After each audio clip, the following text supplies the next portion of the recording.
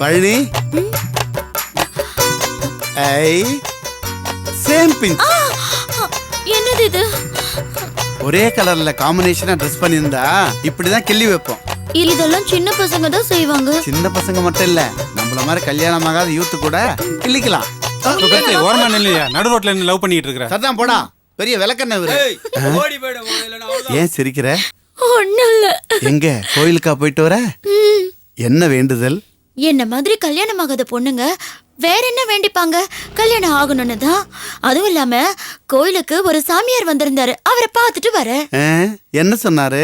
பௌர்ணமி பூஜைக்கு ஈர துணியோட அவரோட ஆசிரமத்துக்கு வரணுமா? எதுக்கா? தனியா போய் அவர் நடத்துற பௌர்ணமி பூஜையில ராத்திரி பூரா அவர் கூட இருக்கணுமா? காலையில ஒரு எலுமிச்சம்பழம் கொடுத்து அனுப்பிடுவாராம். எதுக்கு அந்த மாதிரி பண்ணுவாரா? அப்படி பண்ணா மனசுல இருக்கிற ஆசை நிறைவேறுமா? அந்த ஃப்ராடு சாமியார் மனசுல இருக்கிற ஆசை கண்டிப்பா நிறைவேறும். பழனி, தப்பி தவறி கூட அந்த ஃப்ராடு சாமியார் ஆசிரமத்து பக்கம் போயிடாத. உன் பேரு டேமேஜ் ஆயிடும். அப்புறம் வாழ்க்கை பூரா அமாவாசை தான். பழனி, இதுக்கு முன்ன நீ வேண்டிக்கிட்டதெல்லாம் சரிதான். இப்பதான் நான் வந்துட்டேன்ல, அப்புறம் எதுக்கு இன்னொருத்தங்கிட்ட போய் நீ ஏமாறணும்? நீங்களே ஏமாத்துறேன்னு சொல்றீங்களா? காலம் பூரா சைட்ல உன் கைய பிடிச்சிக்கிட்டு கூடவே வருவேன்னு சொன்னேன். சரி வா போலாம். எங்க? அந்த டீ கடையில சூடா பஜ்ஜி போட்டிருக்கான், வாங்கி தரேன், வா போலாம். ஐயோ, நான் வர மாட்டேன். அங்க காளி பசங்க இருக்காங்க. நான் வரும்போது என்ன கிண்டல் பண்ணாங்க. யாரு அந்த காளி பசங்களா? யார் அவனுங்க? காட்டு என்கிட்ட. ஐயோ வேண்டாங்க, எதுக்கு வீண் வம்பு? வேண்டாம். இது பாரு பழனி, பணம் வசூல் பண்றதுல வேணா இந்த பேச்சு முத்து சாதுவா இருப்பான், அகிம்சையை கடைபிடிப்பான். ஆனா இந்த மாதிரி விஷயத்துல பொங்கி எழுந்துருவான், விட மாட்டான். காட்டு அவனுங்களே என்கிட்ட. வா வா போலாம், வா. இல்ல வா வா. நீ அவங்க எல்லாம் பொறுக்கி பசங்க. பொறுக்கி பசங்களா? நீ இங்கே நில்லு, அவனுங்களை ரெண்டுல ஒண்ணு பாத்துறேன் நான்.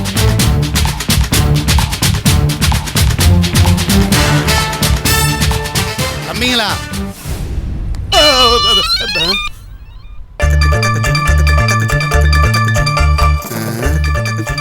ஏம்மா உன்னை கிண்டல் பண்ணது இவனுங்க தானா?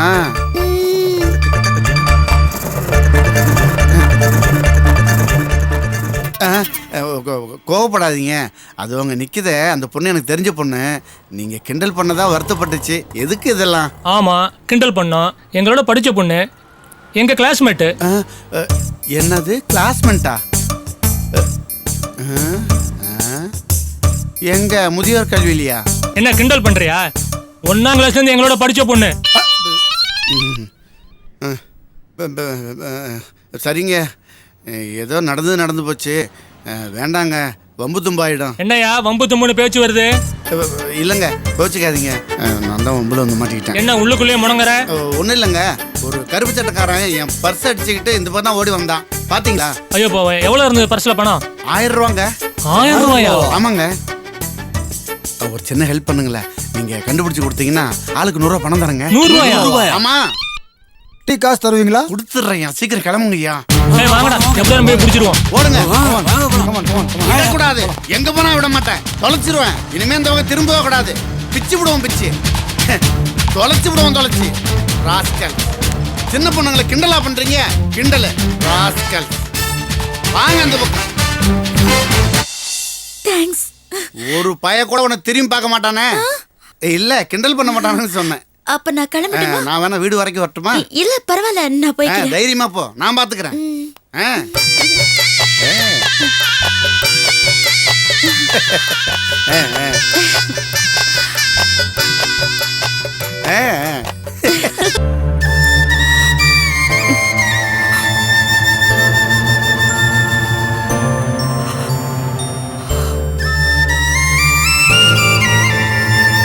இந்த கொடுமை எங்கேயாவது கேட்டிருக்கோமா?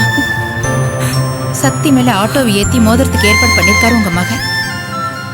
அதுலயே சக்திக்கு கர்ப்பம் கலைஞ்சு போச்சு. ஒருவேளை என் பொண்ணு சக்திக்கு ஏதாவது ஆயிருந்தா என்ன சொல்லியிருப்பாரு? அது மட்டும் இல்ல, செழின்னு அடிச்சு கைய பின்னாடி கட்டி ஏதோ திருடனை இழுத்துட்டு வர மாதிரி இழுத்துட்டு வந்தாரு. அந்த பூபதியால எங்க குடும்பம் மட்டும் இல்ல, விஸ்வமும் ரொம்ப பாதிக்கப்பட்டிருக்காரு. அவரெல்லாம் மாப்பிள்ளன்னு சொல்லிக்கிறதுக்கு அசிங்கமா இருக்கு. இவரெல்லாம் மனுஷ ஜென்மமா இல்ல மிருக ஜென்மமானே தெரியல. கீர்த்தனா, வாய் மூடு. சின்ன புள்ள, நீ இப்படி எல்லாம் பேசக்கூடாது. என்ன இருந்தாலும் அவர் நம்ம வீட்டு மாப்பிள்ள. பேசாம போ பாட்டி, சும்மா மாப்பிள்ளன்னு சொல்லிக்கிட்டு. கண்மணியா ஒரு குடிப்பழக்கம் உள்ள இருக்கு, கட்டி வச்சாச்சு. பேசாம கண்மணியை டைவர்ஸ் பண்ண சொல்லிட்டு நம்ம வீடு வச்சுக்கலாம். கீர்த்தனா நீ பேசாம உள்ள போ.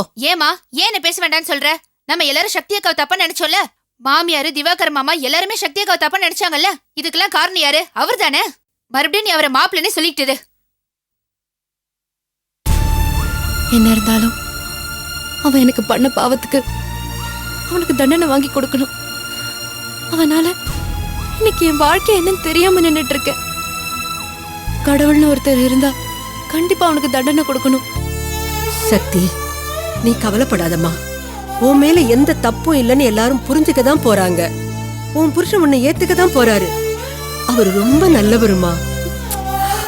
ஆனா கண்மணி நேரம் காலம் பார்க்காம ஜாதகத்தை பார்க்காம ஒரு கல்யாணத்தை பண்ணி வச்சு புள்ள இப்ப நெருப்பு மேல நின்னுட்டு இருக்கா. அதெல்லாம் எப்ப சரியாகும்னு ஒண்ணுமே புரியல. சக்தியோட வயித்துல இருந்து புள்ள கலைஞ்சதுன்னு தெரிஞ்சதும் உங்க புள்ள எவ்வளவு சந்தோஷப்பட்டாரு தெரியுமா? அத்தை, நீங்க மட்டும் இல்லைன்னா இந்த பிரச்சனை வேற மாதிரி போயிருக்கும். ஆனா உங்க பேச்சையும் குணத்தையும் நம்பிதான் கண்மணியோட வாழ்க்கை சரியாயிடும் நாங்க நம்பிட்டு இருக்கோம். இப்படி ஒரு கொலைகாரன என் வயித்துல சுமந்து பெத்ததுக்காக நான் வேதனைப்படுறேம்மா. அவனை கேள்வி கேட்கறதுக்கு யாரும் இல்லைன்னு நினைச்சு ஆட்டம் போட்டுட்டு இருக்கான். பெத்தவன் நானே சொல்றேம்மா, அவன் நிச்சயம் நல்லாவே இருக்க மாட்டான். அவன் எந்த காரணத்துக்காக பண்ணி இருந்தாலும் சக்தியோட வயித்துல இருந்த சிசு அழிச்சது மகா பெரிய பாவம், மன்னிக்க முடியாத குற்றம்மா.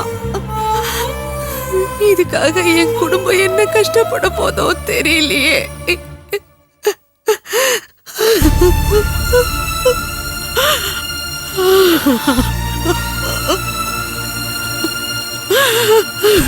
அத்தை, கண்மணி அவரை கட்டிக்கிட்ட பாவத்துக்கு அவர் பண்ற அக்கிரமத்தெல்லாம் நான் தாங்கலாம், அவர் தர கஷ்டத்தெல்லாம் நான் அனுபவிக்கலாம். ஆனா என் குடும்பம் என்ன பாவம் பண்ணுச்சு?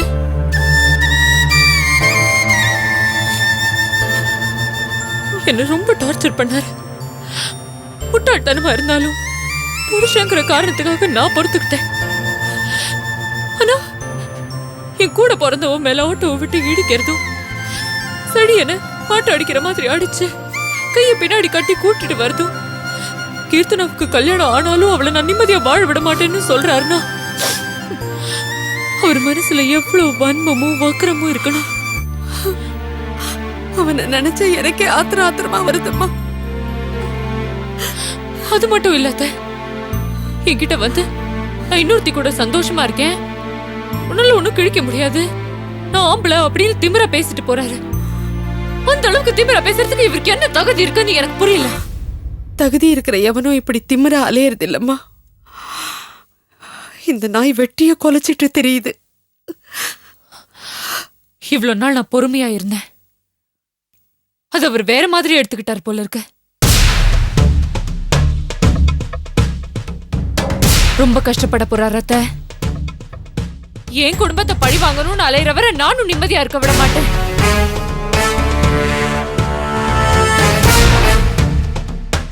சொல்லுவீங்க அந்த ஆள்கிட்ட, நான் பதிலடி கொடுக்க ஆரம்பிச்சா அவரால் வாழவே முடியாது. ஒரு நொடி கூட அவரை நிம்மதியா இருக்க விடாம என்னால பண்ண முடியும்.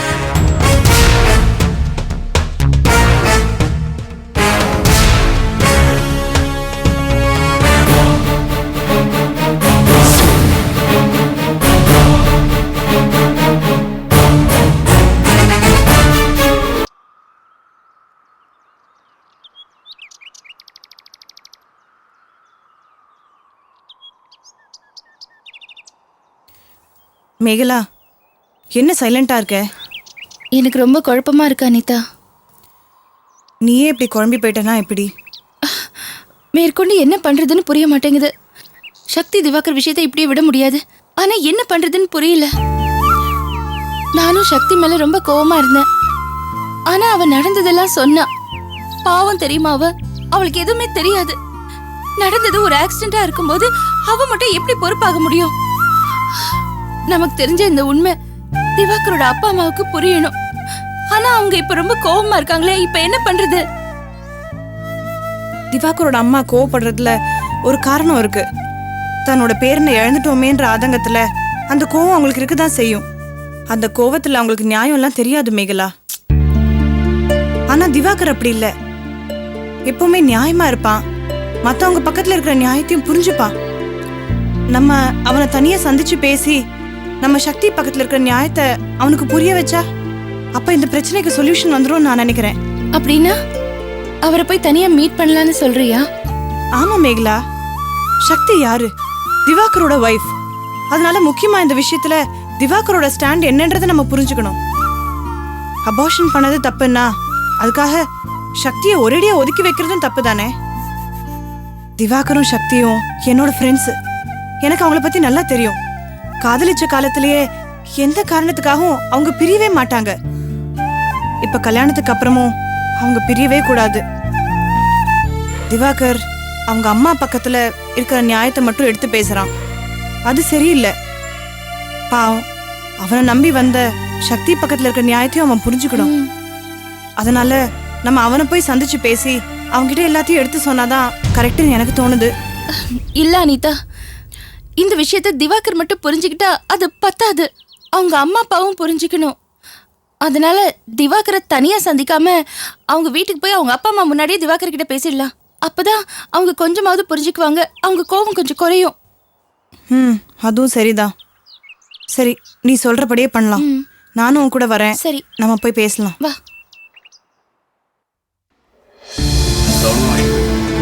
மெடிசின்ஸ் வாங்கிட்டீங்களா? இல்ல இனிமே தான் வாங்க. அந்த பக்கம் போய் வாங்கிடுங்க. ஓகே. என்னது இது? சுத்த காட்டு மிராண்டித்தனமா அடிச்சிருக்கான்.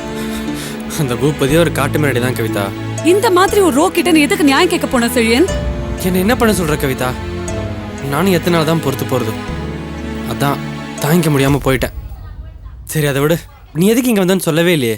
அதுவா, உங்க அத்தைக்கு பிபி சுகர்லாம் செக் பண்ணோன்னு சொன்னாங்க. நான் காலேஜ்ல இருந்து ஸ்ட்ரெயிட்டா வந்துட்டேன். ஆனா அவங்களை இன்னும் ஆளே காணுமே. இதோ வந்துட்டாங்க.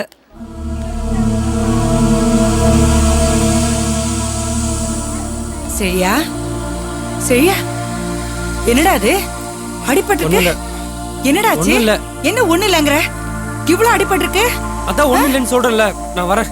டேய் டேய், பாத்தியம்மா, நான் எவ்வளவு ஆதங்கத்தோட கேக்குறேன். அவன் சாதாரணமா ஒண்ணு இல்லன்னு சொல்லிட்டு போறான். உன்கிட்ட ஏதாவது சொன்னானம்மா? எதனாலமா இப்படி அடிபட்டிருக்க அவனுக்கு? அம்மா, இந்த பூபதி செழியனை அடிச்சிட்டாமா. அடப்பாவி, அந்த குடிகார பைய எதுக்கு அவனை அடிச்சானா? சக்தி கர்ப்பமா இருந்தாங்கல்ல, அது அபோஷன் ஆயிடுச்சான். அவங்க ஒரு நாள் ஆட்டோல போறப்போ ஆட்டோ ஆக்சிடென்ட் ஆகி அபோஷன் ஆயிருக்கு. இது தெரிஞ்சவங்க மாமியார் அவங்கள வீட்டை விட்டு விரட்டி இருக்காங்க. அவங்களுக்கு அபோஷன் ஆக காரணமா இருந்தது இந்த பூபதி தானாமா. அவன் தான் அவங்க ஆட்டோல போறப்போ ஆக்சிடென்ட் ஆக ஏற்பாடு பண்ணிருக்கான். அடப்பாவி, இந்த விஷயத்தெல்லாம் கேட்டு பதறி போய் செழியன் பூபதி வீட்டுல நியாயம் கேட்க போயிருக்காரு. அப்ப அந்த பூபதி என்ன தெரியுமா பண்ணிருக்கான்? செழியன் அடிச்சு அவரோட 2 கையும் பின்னாடி கட்டி அவரை வீட்டுல கொண்டு வந்து போட்டிருக்கான். அங்க இருந்த எல்லாரையுமே திட்டிருக்காமா. ஐயோ கடவுளே, கேட்கும் போது மனசெல்லாம் பதறுது. பாவமா செழி, நானும் என் தம்பியும் இவனை எவ்வளவு செல்லமா வளர்த்தோம் தெரியுமா? எங்க குடும்பத்துக்கு ஒரே ஆம்பளை பிள்ளைங்கிறதுக்காக என் தம்பிக்கு செழிய மேல ரொம்ப பாசமா. எனக்கும் இவன் மேல ரொம்ப பிரியம். அந்த பாசத்தினால தானே பதறி போய் கேக்குறேன். அவன் என்னடானா மூஞ்சி கொடுத்து கூட பேசாம போறாமா. இவன் மேல தப்பு இல்ல கவிதா, இவன் நல்ல பையன்தான்.